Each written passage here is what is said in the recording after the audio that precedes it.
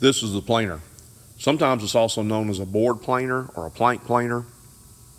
And what it does, also called a thickness planer. And what it does is reduce the thickness of a board by using it with a motor and a series of blades. Here's one of the blades that comes out of this. It's a long steel blade, and there's two of them inside of this, and they're in a head, and what they do is rotate in a circle. And as they come around, they scrape off a little piece of this wood every time they come around,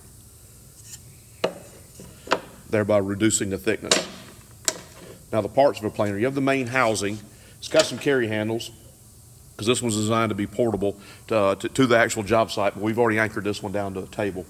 So basic parts, you have a trigger, up for on, down for off. It's got a reset switch in here if the motor overheats. Probably one of the more important parts is this black lever on top. It's called the head lock. This actually locks the unit so it can't raise and lower. You've got your master elevation.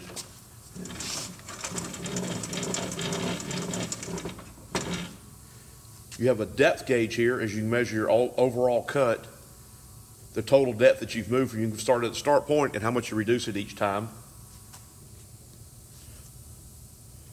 You've got a little cut indicator right here.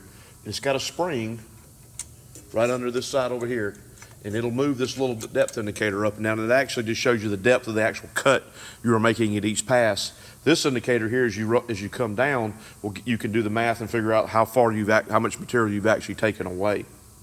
This part here is known as the foot, the base plate, or just simply the plate.